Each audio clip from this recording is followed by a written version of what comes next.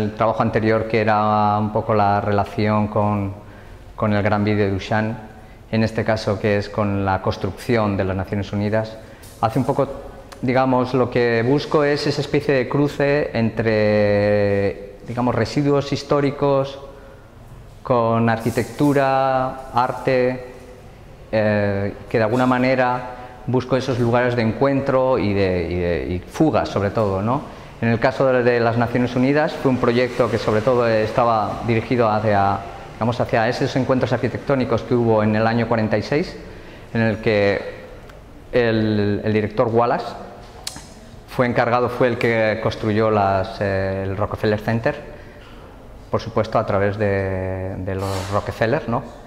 Y fue de alguna manera el que realizó todo este proyecto de poder realizar la construcción de las Naciones Unidas. En el equipo estaba Le Corbusier y de alguna manera fue el primero que planteó un proyecto como más serio y más llevado también a su terreno. Hay que pensar que cuando Le Corbusier apareció en Estados Unidos para realizar el proyecto de las Naciones Unidas, ya venía él en su cabeza con todo su trabajo de la Via Radiale. Y él venía con una idea mucho más radical, que era de alguna manera era eliminar todo lo que era, digamos, la construcción masiva y resolverlo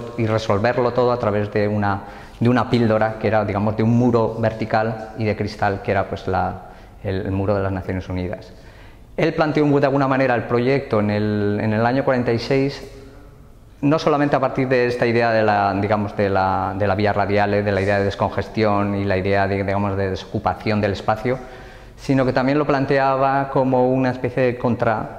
con lo que estaba todo, digamos, todos los procesos de Manhattan, o del manhattanismo que llamaba el Reelkunst. Como Wallace en el año 39 presentó una de las piezas más importantes en lo que era la Feria Universal de Nueva York, que era el Trilon y la periferia.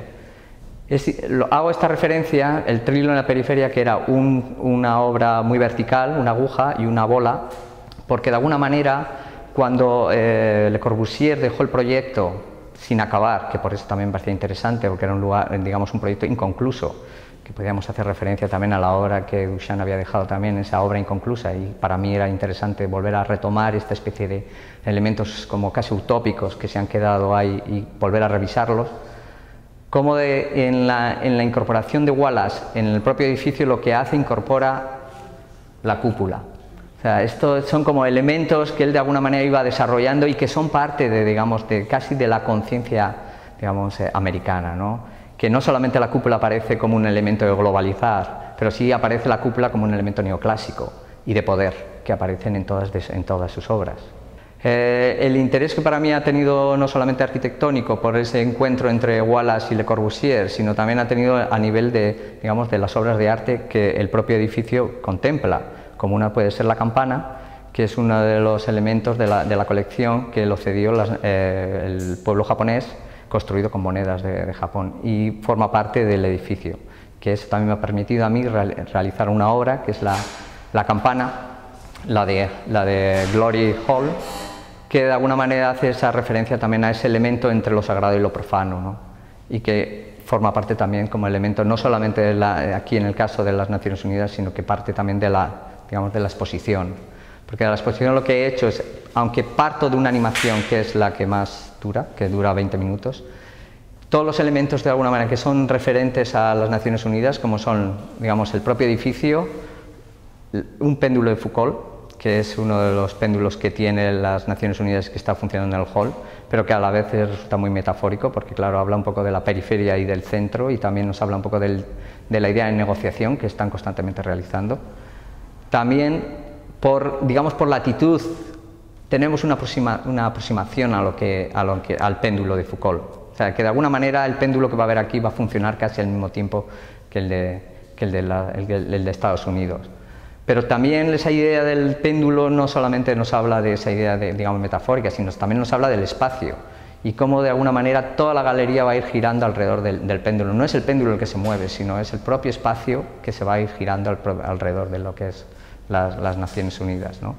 Todos conocemos las Naciones Unidas no solamente por el cine, sino por toda la cantidad de imágenes que hay, ¿no? Y a la hora de realizar un poco el proyecto también me he tenido que basar en todo imágenes casi turísticas, vamos. O sea, que para mí era como importante ver que ese referente, digamos, esa imagen, ese imaginario colectivo en el cual existe lo que es las Naciones Unidas, no deja de ser pues una imagen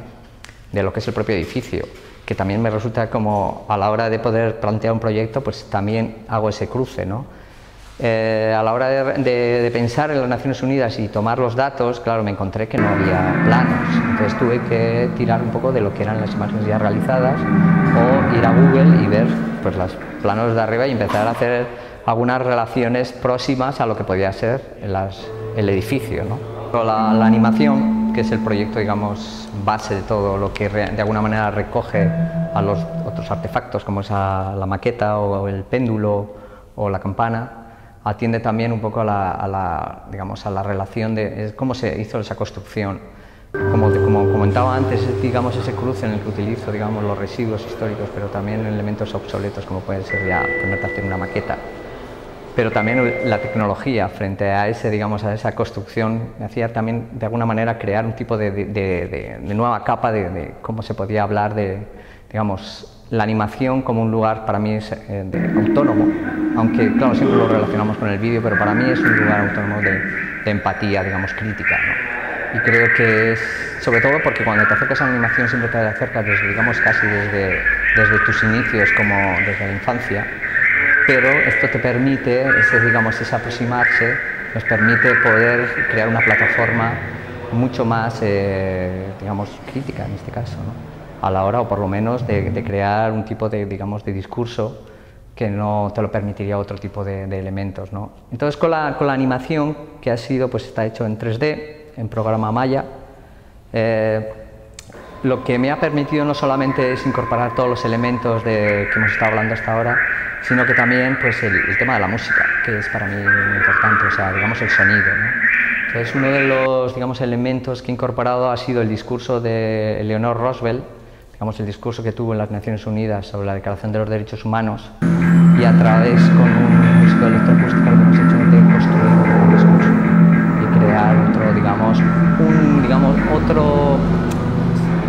otro elemento más dentro de lo que es la propia animación, entre, digamos, esa especie de hermetismo que crea el propio edificio al recorrerlo y cómo el discurso se va convirtiendo en una especie de eco que va perdiéndose, ¿no? Y eso es digamos, uno de los músicos que he utilizado, que hemos trabajado, ¿no? Hemos colaborado. Uno ha sido Otto Castro, que él es de Costa Rica, y luego he trabajado con otro músico que es Gordon Monahan, que él es canadiense pero que vive en Berlín. El proyecto está construido en cuatro actos,